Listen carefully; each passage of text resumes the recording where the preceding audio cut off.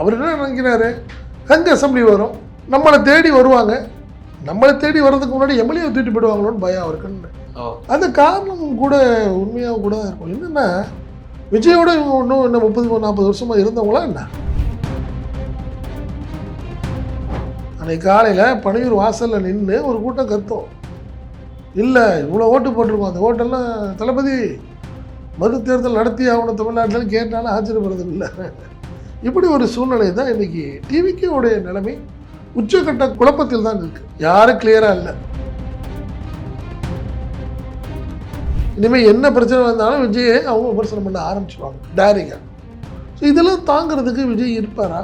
அரசியல் என்ன பண்ணுவார்? பிஜேபி இவ்வளோ சும்மா இருக்குமா இனிமேல்? நீங்கள் என்ன பண்ணிட்டீங்க, சிபிஐயில் கூப்பிட்டு எங்களை வந்து டைட் பண்ணாங்க, நான் கூட்டணிக்கு ஒத்துக்கலை அப்படிங்கிற மாதிரி இமேஜையும் அவர் ஏற்படுத்தினார். அதுக்கு ஒரு ஆதவ அர்ஜுன் ஒரு பேட்டி கொடுத்தாரு. இந்த மாதிரி விஷயங்கள்லாம் நடந்துச்சு. எல்லாத்துக்கும் பொறுமையாக இருந்ததுக்கு காரணம் தேர்தலில் அவருக்கு லாபம் ஆகிடக்கூடாது. என்னை பொறுத்தவரை இந்த தோல்வியை விஜய் தாங்க மாட்டார். முதல்ல அதுக்கு ஒரு காரணம் தேடுவார். அதனால தான் இப்போயே நான் சொன்னேன், மறுதேர்தல், தமிழகத்தில் மறுதேர்தல்னு சொல்லக்கூடிய ஒரு வார்த்தையை தாவேக்கா பயன்படுத்த ஆரம்பிக்குது. இப்போ அவங்களுக்கு என்ன காரணம்னா தோல்விங்கிறது அவங்க ஏற்றுக்க முடியல. 4ஆம் தேதி ஈவினிங்க்கு அப்புறம் தாவேக்கா சைடு தரப்பில் கதற பெரிய லெவலில் இருக்கும்.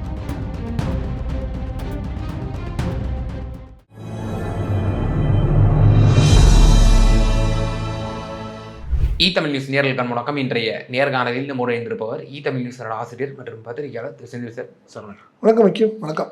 நேற்று தினம் நம்ம சொன்னது போல் பனையூரில் மீட்டிங் நடந்துச்சு.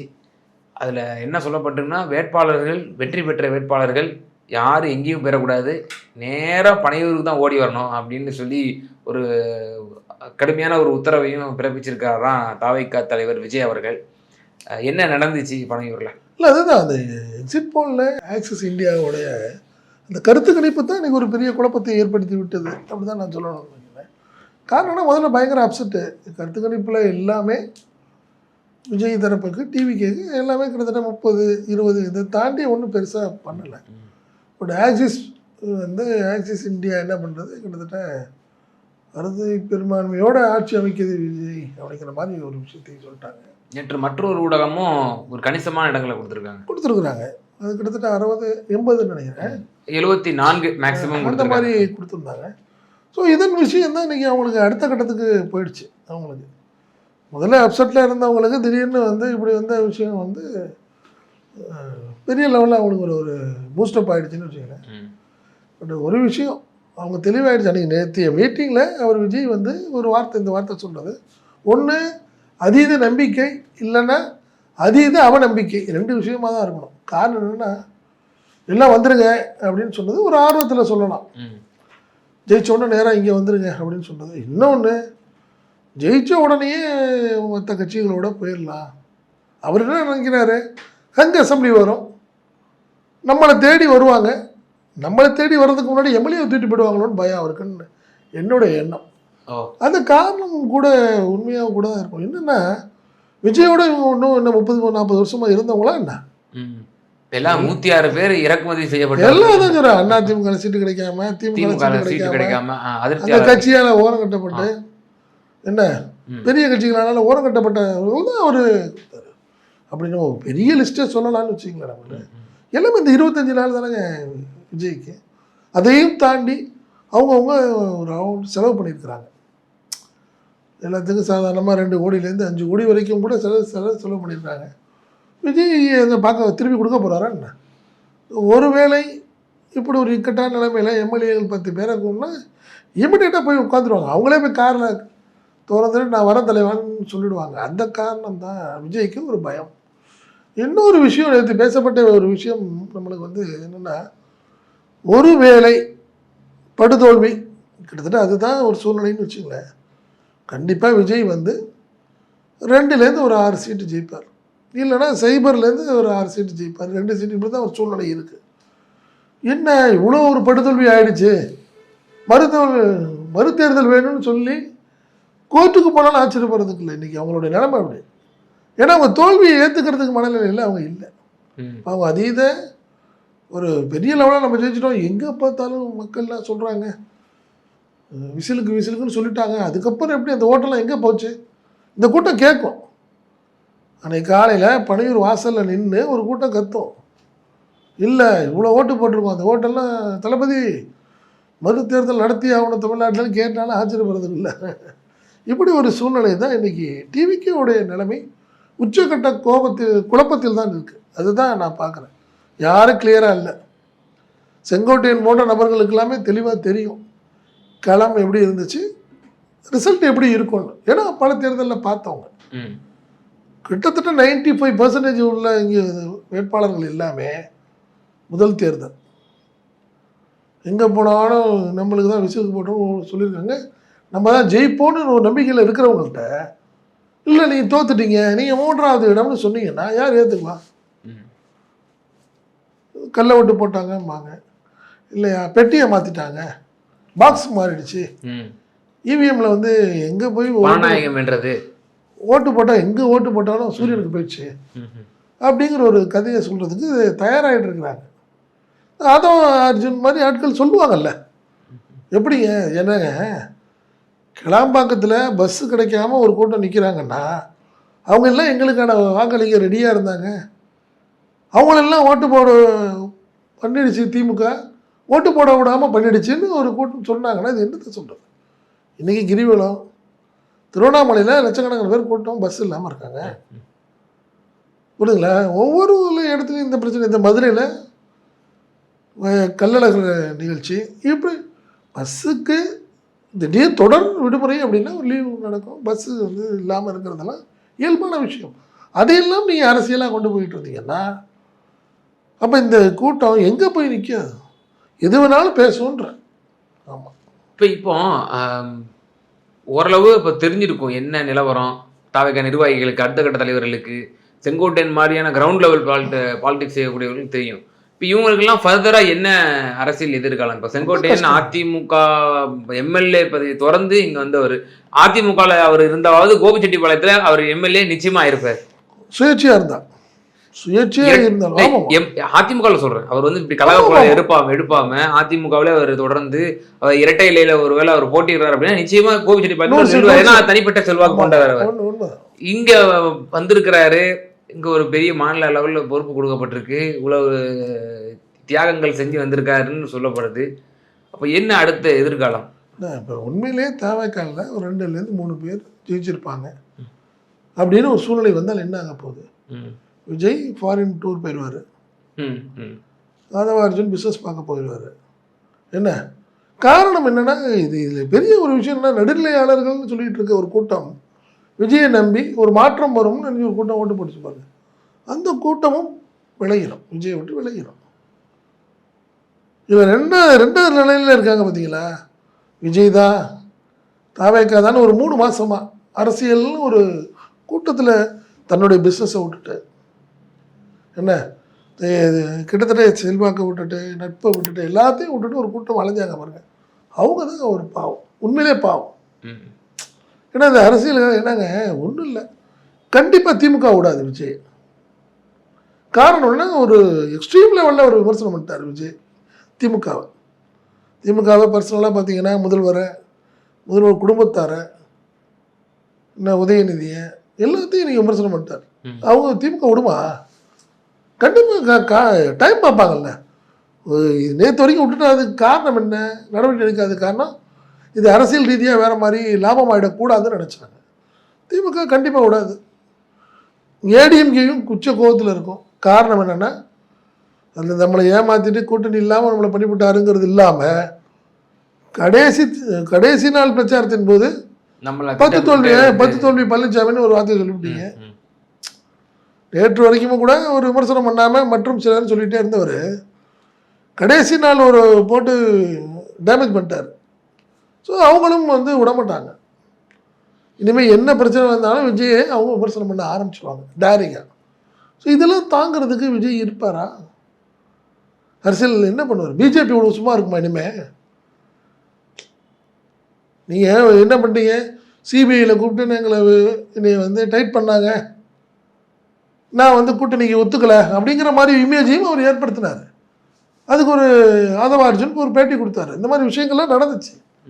எல்லாத்துக்கும் பொறுமையாக இருந்ததுக்கு காரணம் தேர்தலில் அவருக்கு லாபம் ஆகிடக்கூடாது, நம்ம எந்த நடவடிக்கை எடுத்தாலும் அது வேறு மாதிரி ஆகும்னு நினச்சிது. பிஜேபியாக இருக்கட்டும், திமுக இருக்கட்டும், இது எல்லாமே கண்டிப்பாக விஜய்க்கு வந்து கடுமையான நெருக்கடி இருக்கும். ஓகே, அதனால் மாற்றமே இல்லை. அவர் ஆளுங்கட்சியாக முடியவே முடியாது, அதில் எல்லாத்துக்கும் தெரிஞ்ச ஒரு விஷயம். ஒரு சில தொகுதிகளில் ஜெயிக்கிறதுக்கு வாய்ப்பு இருக்குது அப்படின்னு சொல்லியிருக்காங்க. இதுதான் கள நிலவரம். பட் ஆனால் தாவேக்காவில் கிட்டத்தட்ட அவங்க வந்து அமைச்சரவை பட்டியல் ரெடி பண்ணிட்டாங்க. கவர்னர்லாம் உட்கார்ந்துருக்கிற மாதிரி ஏதோ பதவியேற்பு நிகழ்ச்சி மாதிரி அந்த ஒரு பேக்ரப்லாம் ரெடி பண்ணி அதெல்லாம் ஒரு கூட்டம் வந்து ஷேர் பண்ணிக்கிட்டு. இப்போ நீங்கள் சொல்லக்கூடிய சினாரியோ இப்போ எக்ஸம்ஷனலாக 2-3 பேர் ஜெயிக்கிற மாதிரியான வாய்ப்புகள், தனிப்பட்ட செல்வாக்கு, பணபலம், இதை அடிப்படையாக வச்சு நம்ம யூகிக்கிறோம். தேர்தல் முடிவில் தெரிய வந்துடும். அதிமுக கடந்த முறை போலவே ஒரு வலுவான ஒரு எதிர்க்கட்சியாக சட்டமன்றத்தில் அமர்ந்து ஆளும் திமுக அரசு ஒரு நல்ல அசுர பலத்தில் அவங்களும் ஒரு இருந்து தாவேக்காவில் ஒரு சொற்ப எண்ணிக்கை, ஒரு விரல் விட்டு 2-3 பேர் எம்எல்ஏவா ஆறாங்கன்னு ஒரு வச்சுக்கிட்டோம் அப்படின்னா அது என்ன மாதிரியான சினாரியோ இருக்கும்? அதிமுக திமுக அவர்களை எப்படி ட்ரீட் பண்ணுவாங்கன்றது ஒரு கேள்வி ஒன்று இருக்கு. இரண்டாவது, விஜய் அவர்கள் ஒருவேளை இந்த சட்டமன்ற தேர்தலில் அவரே தோல்வி அடைந்து விட்டால் அப்போ சினாரியோ எப்படி இருக்கும்? இல்லை, அதான் சொல்கிறேன். என்னை பொறுத்தவரை விஜய் 2 தொகுதியிலும் வெற்றி பெறுவாரா அப்படிங்கிறது ஒரு பெரிய கேள்விக்குறி. திருச்சி கிழக்காக இருக்கட்டும், பெரம்பூர் 2லேயுமே அவர் சேர்ந்து 2லேயும் ஜெயிப்பாராங்கிறது கேள்விக்குறி தான் வச்சுக்கோங்க. 2மே டஃப்பாக இருக்குது.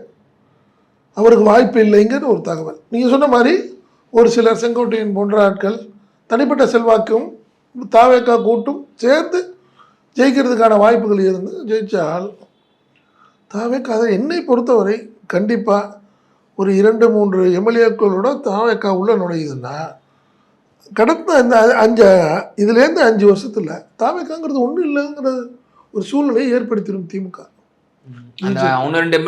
வந்து விஜய் கூட இருக்க மாட்டாங்க, 5 வருஷம் இருக்க மாட்டாங்க, கண்டிப்பாக இருக்க மாட்டாங்க. அது இயல்பு தானே. ஏன் விஜயகாந்த் தாக்கு பிடிச்சாருன்னா அதோடைய சூழ்நிலை வேறு. அவருக்கு நல்லதோ கெட்டதோ களத்திலேயே இருந்துக்கிட்டே இருப்பார். விஜய் அப்படி இல்லைல்ல, காணப்படுவார்ல. நீங்கள் உங்களுக்கு கரூர் சம்பவம் ஒரு பெரிய எக்ஸாம்பிள் அவருக்கு. அதே மாதிரி பிரச்சாரத்தை ஒரு ஒருங்கிணைச்சு ஒழுங்காக டூர் பண்ணிட்டு தான் பரவாயில்ல. அதில் இல்லை, ஏனோ தானோன்னு நடந்த விஷயங்கள். என்னை பொறுத்தவரை இந்த தோல்வியை விஜய் தாங்க மாட்டார். முதல்ல அதுக்கு ஒரு காரணம் தேடுவார். அதனால தான் இப்போயே நான் சொன்னேன், மறுதேர்தல், தமிழகத்தில் மறுதேர்தல்னு சொல்லக்கூடிய ஒரு வார்த்தையை தாவேக்கா பயன்படுத்த ஆரம்பிக்குது. இப்போயே அவங்களுக்கு என்ன காரணம்னா தோல்விங்கிறது அவங்க ஏற்றுக்க முடியல. அதுக்கு காரணம் சில மீடியாக்கள் யார் ஓட்டு போட்டாலும் விசில் விசில் விசில்னு சொல்கிறாங்க, ஒரு ஹைப்பை ஏற்படுத்திட்டாங்க. புரியுதுங்களா? இப்போ நீங்கள் முதல்வராக இருக்கட்டும், அதிமுக இருக்கட்டும், திமுக இருக்கட்டும், இது வரைக்கும் மந்திரி சபை அப்படின்னு ஒரு சின்ன ஒரு வாட்ஸ்அப்பில் கூட ஒரு தகவல் கூட இல்லைல்ல. ஸோ அவங்களுக்கெல்லாம் வெற்றி தோல்வியெல்லாம் தெரியும். அது வெற்றிங்கிறது நிரந்தரமாக இருக்க போகிறதில்ல, தோல்விங்கிறது நிரந்தரமாக இருக்க போகிறதில்ல. 2 முக்கிய கட்சிகளின் தலைவர்கள் எல்லாமே தேர்ந்த அரசியல்வாதிகள், கிட்டத்தட்ட 30-40 வருஷமாக அரசியலில் இருக்கிறவங்க. தாவேக்கால அப்படி இல்லை. விஜயும் சரி, அவரோடு இருக்கிறவங்க கூட யாருமே தொடர்ந்து பயணிக்கிறதுக்கான வாய்ப்புகள் இல்லை. ஒரு சிலர் மட்டுமே வெற்றி பெற்றால் தாவேக்காவுடைய எதிர்காலம் ஒரு பெரிய கேள்விக்குறி தான். விஜய் மீண்டும் அனைவருமே தோல்வி அடைந்தாலும் கண்டிப்பாக சொல்கிறேன், அடுத்த 5 வருஷம் அவரால் தாக்கு பிடிக்க முடியாது. சினிமாவுக்கு போய் அவர் கண்டிப்பாக சினிமாவுக்கு போயிடுவார். கூட இருக்கிற ஏன் ஆதவ அர்ஜுன்லாம் ஒரு அதிகார போதையில் வந்தவர் தானேங்க. திமுகலேருந்து வெளியே வர்றாரு. நீங்கள் வந்து ஆட்டோமேட்டிக்காக விசிகா போனார். விசிகாவுக்கு போய் ஏதாவது ஒரு சீட்டுக்கிட்டு கொடுப்பாங்கன்னு பார்த்தாரு, தரல. ஏதோ ஒரு காரணத்தை தேடி இப்போ இங்கே வந்திருக்காரு. இந்த தேர்தலில் ஏதாவது ஜெயிச்சு ஒரு தன்னை ஒரு பெரிய தலைவன் ஆக்கிக்கணும்னு நினைக்கிறாரு. வாய்ப்பு இல்லை. செலவு மட்டுமே செஞ்சுட்டு இருப்பாங்களா இனிமேல்? அது தேர்தலில் ஒரு அறுவடை பண்ணணும்னு ஒரு நம்பிக்கையில் தான் செலவு பண்ணார் ஆதவ அர்ஜுன். இப்போ இன்னும் 5 வருஷத்துக்கு செலவு பண்ணிகிட்டே இருக்க முடியும்னு நினைக்கிறீங்களா? வாய்ப்பு இல்லை. விஜய்க்கும் கஷ்டம், அவர் சார்ந்தவர்களுக்கும் மிகப்பெரிய கஷ்டம் தான். 4ஆம் தேதி ஈவினிங்க்கு அப்புறம் தாவேக்கா சைடு தரப்பில் கதற பெரிய லெவலில் இருக்கும். வேறு மாதிரி டேமேஜ் பண்ணணும்னு நினைப்பாங்க. வேறு மாதிரி அது எடுபட போகிறதுலன்னு வச்சுக்க. இப்போ வந்து மறு தேர்தல்னு கேட்டால் அவனை ஒத்துக்க போதா தேர்தல் கமிஷனு? அதுக்கு காரணம் வேணும்ல. இது எலெக்ஷன் டைம்லலாம் ஒன்றும் இல்லை, அந்த விஷயத்தெல்லாம் சொல்லாமல் இன்றைக்கி ரிசல்ட்டுக்கு அப்புறம் மறு தேர்தல்னு கேட்டிங்கன்னா கேட்க போகிறது இல்லை. அது தேர்தல் கமிஷன்லாம் அங்கே ஒன்றும் ஒத்துக்க போகிறது இல்லைன்னு வச்சுக்கோங்க. பட் இவங்க சொல்கிறதுக்கு ஒரு காரணம் தேடுறதுங்கிறேன். இப்போ அதனுடைய தன்மையை சொல்லிட்டீங்க. இப்போ தாவேக்கா இவ்வளோதான், ஒரு வேலை எல்லாரும் தோல்வி அடைஞ்சாங்கன்னா நிலைக்காது, அது வந்து சுக்குநூறாக ஆகிடும் அப்படின்னு சொல்லி. அப்போ இப்போ இவ்வளோ கரியரோட உச்சத்தை விட்டு வந்திருக்கிறேன் அப்படின்னு சொன்னது இப்போ இதெல்லாம் காணல் நீராயிடுமா? திரு விஜயகாந்த் அவர்கள் 2006 அவர் ஒருவர் மட்டுமே வெற்றி பெற்றார் விருதாச்சலத்தில். அதன் பிறகு 2009 வந்து அவர் 39 கேண்டிடேட்டுமே தமிழ்நாட்டில் போட்டார். 10.5% ஓட்டு வந்து வாங்கினார். பிறகு 2011 தான் திராவிட கட்சிகளில் கூட்டணி வைக்கிறோம் அப்படிங்கிற ஒரு சூழ்நிலை அவருக்கு ஏற்பட்டது. அப்படியே ஒருவேளை கேல்குலேட் பண்ணலாமா? ஃபார் எக்ஸாம்பிள் இப்போ விஜய் அவர்கள் ஒரு கணிசமான ஓட் ஷேர் வாங்கி அடுத்த நாடாளுமன்ற தேர்தலையும் ஒரு நல்ல கணிசமான ஓட் ஷேர் வாங்கணும் அப்படின்னா பிறகு 2031 நமக்கு வந்து நிச்சயமாக ஒரு கூட்டணி நம்ம தலைமையில் அமையலாம். அல்லது ஒரு திராவிட கட்சிகளோடு இப்போ திமுக நம்ம வீழ்த்தணும் அப்படின்னா அப்போ அதிமுக தலைமையிலான ஒரு எல்லா ஒரு மேகாலய அந்த பொறுமை விஜய்க்கு இருக்குமா? விஜய் சார்ந்த கூட இருக்கிறவங்க அந்த அளவுக்கு ஒரு நல்ல பாதைக்கு அவர் கொண்டு போகிறதுக்கான ஆட்கள் இல்லையா? கேம் இப்போ நீங்கள் சொன்னீங்கல்ல, கேரியரை உச்சத்தை விட்டுட்டு வந்திருக்கேன்னு சொன்னதை மக்கள் நிராகரிச்சுட்டீங்கன்னு வச்சுக்கணும். அவ்வளோதானே. நீங்கள் ஜெயிச்சிருக்கணும், இல்லை அட்லீஸ்ட் மினிமம் ஒரு 50-60 சீட்டாக ஜெயிச்சிடணும். அப்போ தானே நீங்கள் வந்து உங்களுக்கு எதிர்கட்சி தலைவராக ஆனீங்கன்னா கூட உங்களுடைய பேச்செல்லாம் ரசித்தாங்க, ஏற்றுக்கிட்டாங்கன்னு சொல்லணும். நீங்கள் கிட்டத்தட்ட 2 பேர் தான் ஜெயிச்சிருக்கீங்க அப்படின்னு நீங்கள் சொன்னீங்கன்னா மக்கள் நிராகரிச்சிட்டாங்கன்னு தானே சொல்லணும். அப்படி தானே? நீங்கள் அதை எப்படி சொல்லுங்கள்? ஒரு பெர்சன்டேஜ் ஓட்டுக்கு அதிகபட்சம் ஒரு 15% ஓட்டு போட்டாங்கங்கிறதுக்கு அப்போ 85 பேர் உங்களை ஏற்று தானே ஓட்டு போட்டிருக்காங்க. அப்போ மக்கள் வந்து உங்களை ஏற்றுக்கல, அதுதான் உண்மை. புரியுதுங்களா? நீங்கள் அதனால் 2வது நீங்கள் சொன்ன மாதிரி அடுத்த 5 ஆண்டுகள் நீங்கள் உள்ளாட்சி தேர்தல் வரப்போகுது, பாராளுமன்ற தேர்தல் வரும், அதுக்கப்புறம் தான் சட்டமன்ற தேர்தல்னு வச்சுக்கோங்க. அதில் எல்லாம் தாக்குப்பிடிக்கிற அளவுக்கு விஜய் இருப்பாராங்கிறது பெரிய கேள்விக்குறி. நீங்கள் அவங்க 2 பேரும் முடிவு பண்ணிட்டாங்கல்ல, இனிமேல் விடுவாங்களா? நீங்கள் வந்து ஏடிஎம்கேயாக இருக்கட்டும் திமுக இனிமேல் விடாது. ஏன்னா நீங்கள் உங்களுடைய விமர்சனம் போடுறது கடுமையான விமர்சனம். நீங்கள் தேர்தலுக்காக பேசுகிறது மாதிரிலாம் இல்லை, நீங்கள் வந்து தனிப்பட்ட முறையில் பேசுகிற மாதிரிலாம் இருக்குது. பல விஷயங்கள்லாம் பார்த்தீங்கன்னா ஆதவார்ஜனுடைய பேச்சும் அதே மாதிரி தான். இப்போ ஒரு வேளை 15% அந்த மாதிரி ஏதாவது ஒரு ஓட்டை வந்து ப்ரூவன் பண்ணிட்டாருன்னா ப்ரூவன் ஓட்ஸை வச்சு அவர் ஒரு அலையன்ஸை கிரியேட் பண்ணலாம் இல்லையா? இப்போ லோக்கல் பாடி எலெக்ஷன் இப்போ இன்னும் 1 வருஷத்துல வரும். 100% அவர் தன்னை சிஎம் ஆக்கும். தன்னுடைய ஆட்சி வந்தது பிறகு நான் கிராமத்துக்கு உங்கள் ஊருக்கு வந்து உங்களெல்லாம் பார்க்குறேன்னு சொல்கிற ஒருவர் எப்படிங்க ஏற்றுக்கலாம்? இல்லை சார், ஃபார் எக்ஸாம்பிள் சொல்லலாம், இப்போ திமுக அலையன்ஸ் இருக்குது. இப்போ சட்டமன்ற தேர்தலில் எவ்வளோ பஞ்சாயத்து ஆச்சுன்னு தெரியும், பல கட்சிகள் எவ்வளோ பஞ்சாயத்து பண்ணிச்சுட்டு. இந்த கூட்டணியில் நிச்சயமாக உடைய வாய்ப்பு இருக்குது. லோக்கல் பாடிஸில் அவங்க ஒரு கணிசமான இடங்கள் கேட்பாங்க, அவங்க மேயர் போஸ்ட்டு கேட்கலாம், இன்னும் பல விஷயங்கள் அவங்க கேட்கலாம். அதுக்கு ஒத்து வராமல் கூட போகலாம். ஃபார் எக்ஸாம்பிள் ஏடிஎம்கேல பிஜேபி அண்ணாமலை அவர்கள் சீட்டுக்காகவே 5% சீட்டு கேட்டார், இவர் 2 தான் தருவார் இபிஎஸ். அதுக்காகவே உடஞ்சிச்சு கூட்டணி. இப்போ திமுகவுலேயும் அப்படி ஆகலாம். காங்கிரஸ் இப்போயே பாருங்க ஆட்சியில் பங்கு அதிகாரத்தில் பங்குன்னு சொல்லிட்டு இருக்கிறாங்க. நமக்கு இன்னும் இல்லை, நமக்கு இன்னும் தோத்துட்டாலும் நமக்கு பொலிட்டிக்கல் லைஃப்ங்கிறது இருக்குது, பொலிட்டிக்கல் கேரியர் இன்னும் நமக்கு இருக்குது, நம்ம தமிழக பொலிட்டிக்கலத்தை நம்ம இன்னும் சர்வை பண்ண முடியும் அப்படின்னு நினச்சி லோக்கல் பாடிஸ் அடுத்த கட்ட தேர்தல்களில் வீக்கெண்ட் பண்ணலாம்ல. கடந்த காலங்களில் அவர் நடந்து இருந்தாருன்னா ஏற்றுக்கலாம். ஒரு சம்பவம் நடந்ததுக்கு அப்புறம் அவர் ஓடி ஒளிகிறாரு. கரூர் சம்பவம் நடந்ததுக்கு அப்புறம் ஓடி ஒளிகிறாரு. அதெல்லாம் அவர் வந்து அந்த தோல்வி தாக்குப்பிடித்து இருப்பாராங்கிறத மேட்ரு. நீங்கள் உள்ளாட்சி தேர்தல் வச்சுக்கலாங்க, ஏதாவது கூட்டணி வச்சுட்டு இது ஓட்டிக்கலாம். பாராளுமன்ற தேர்தலில் பிரதமருக்கு யார் பிரதமர்னு சொல்லுவார் அவர்? நீங்கள் வந்து பாராளுமன்ற தேர்தலில் நீங்கள் காங்கிரஸோட கூட்டணி அப்படின்னு முடிவு பண்ணால் பிஜேபி உங்களை இப்பயும் உங்களை விடாது. இல்லை, அதுதான் இப்போ பலரும் என்ன சொல்கிறாங்க, இப்போ அவர் ராகுல்கான ஆளு அவர் வந்து பிஜேபி கரூர் கேஸ் இருக்குங்க ரெடியா, கரூர் கேஸ் ரெடியாக இருக்குது. முடிச்சுட்டாங்களா என்ன? சிபிஐ சார்ஜ் ஷீட் போட்டாங்களா என்ன? இப்போயே சொல்கிறாரு உண்மையான காங்கிரஸ் ஏன் கூட தான் இருக்கு. அதுதான் சொல்கிறாங்க. நீங்கள் 2029 காங்கிரஸோட கூட்டணியாக போறீங்கன்னு முடிவு பண்ணீங்கன்னா பிஜேபி உங்களை விட்டுரு மாட்டுறாங்க, சாதாரணமாக விட்டுருவாங்க. அது எதிர்கொள்வார் சார் விஜய். நீங்கள் எப்படி பார்க்குறீங்க? எங்கெங்க எதிர்கொள்ளாரு? எங்கே எதிர்கொள்ளாரு சொல்லுங்க பாப்பா. அதான் சொல்கிறேன் நான், எங்கே அவர் எதிர்கொள்ள போகிறாரு? பார்க்க போகிறோம் நம்ம. அந்த இருக்காதுங்க, 100% இருக்காதுங்க. அவர் வேறு ஒரு மனநிலையில் கவர்மெண்ட்டு ஆரம்பித்த உடனே டக்குன்னு சிஎம் ஆகணும்னு ஒரு கனவுல வந்தவர் அவர். ம். வெற்றியோ தோல்வியோன்னு ஒரு வார்த்தை சொல்லுங்க அவரை. வெற்றியோ தோல்வியோ எப்பயும் உங்களோட தான் இருப்பேன்.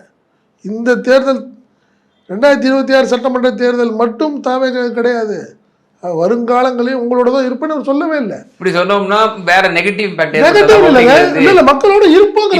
தோல்வியை ஒப்புக்கொண்டு விட்டார் அப்படின்னு சொல்லி எதிர்கட்சிகள் இல்ல இந்த விஷயம் அதுதான். இந்த விஷயத்துல விஜயை டேமேஜ் பண்ணிருந்தா அதிமுகவுடைய வீக். இன்னைக்கு நீங்க அன்னைக்கே விஜய் என்ன எம்ஜிஆர் ஆளா இல்ல ஜெயலலிதாவை பத்தி பேசுறதுக்கு விஜய்க்கு என்ன தகுதி இருக்குன்னு எடப்பாடி பழனிசாமி இறங்கி அடிக்க ஆரம்பிச்சிருந்தான்னு வச்சுங்க, இந்த அளவுக்கு ஒரு டெவலப் ஆகிருக்க முடியாது, விட்டுருக்க மாட்டாங்க. பட் அலட்சியமாக இருந்துட்டார்.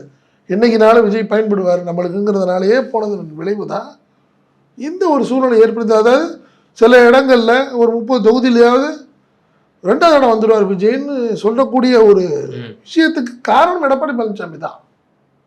இன்னைக்கு உங்களை அவர் என்ன பண்ணிட்டாரு, 10 தோல்வி பழனிசாமின்னு ஒரு வார்த்தையை சொல்லிட்டு போயிட்டாரா இல்லையா? நீங்கள் விட்டதனோட விளைவு தானே. நான் அதனால் சொல்கிறேன். நான் கண்டிப்பாக சட்டமன்ற தேர்தல் அடுத்த முறை 2031 வரும்போது விஜய் இருப்பாரா மாட்டாராங்கிறது மிகப்பெரிய கேள்விக்குறி. காரணம் சகிப்புத்தன்மை வேணும் அரசியலில். இந்த வெற்றி தோல்விக்கு அப்புறம் நீங்கள் வேணால் பார்ப்போம், நம்ம 4ஆம் தேதி ரிசல்ட் வரும், படுதோல்வி அடையும் தாவேக்கா. அதுக்கப்புறம் எத்தனை நாள் கழிச்சு மக்களை வந்து பார்க்குறாரு பாருங்க விஜய். ஸோ எனக்கு இறுதியான ஒரே ஒரு கேள்வி, இப்போ ஒருவேளை இப்போ விஜய் சொன்ன விஜயும் தோத்து 234 பேரும் தோத்து, பட் ஆனால் அங்கீகரிக்கக்கூடிய அளவிற்கு ஒரு வாக்கு சதவீதம் பெற்றுட்டாங்க, 8 கிராஸ் பண்ணால் அங்கீகாரம் அப்படி கிடச்சி ஒரு நிலையான ஒரு சின்னம் மற்றெல்லாம் அதெல்லாம் ஒரு பெனிஃபிட்ஸ் கிடைக்கும். அப்படி இருக்கக்கூடிய பட்சத்தில் இயங்குமா, ஃபங்க்ஷன் ஆகுமா? நான் அதுதான் சொல்கிறேன். திமுக இருக்கக்கூடிய நெருக்கடி, அதிமுக பிஜேபி இவங்கெல்லாம் கொடுக்கக்கூடிய நெருக்கடி எல்லாம் தாங்கி விஜய் அரசியல் செய்வாராங்கிறது என்னை பொறுத்தவரை எனக்கு அந்த ஒரு இது, எனக்கு அந்த நம்பிக்கை இல்லைங்கிற நான். ஓகே, கண்டிப்பாக அதுதான் உண்மை. நிச்சயமா சார். திரு விஜய் அவர்கள் 232 வேட்பாளர்களுடனும் அந்த ஒரு ஆலோசனை மேற்கொண்டிருக்கிறார். அந்த ஆலோசனைக்கு பிறகு எம்எல்ஏ ஆயிட்டீங்கன்னா உடனே பனையூருக்கு வந்துருங்க அப்படின்ற ஒரு அறிவுறுத்தல், அதனுடைய பின்னணி அரசியல், விஜயினுடைய தேர்தலுக்கு பிந்தைய நிலைப்பாடு என்னவாக இருக்கும் என்கிற கருத்துப்பட பல விஷயங்கள் நேயர்களுக்கு பகிர்ந்தீங்க. ரொம்ப நன்றி. நன்றி.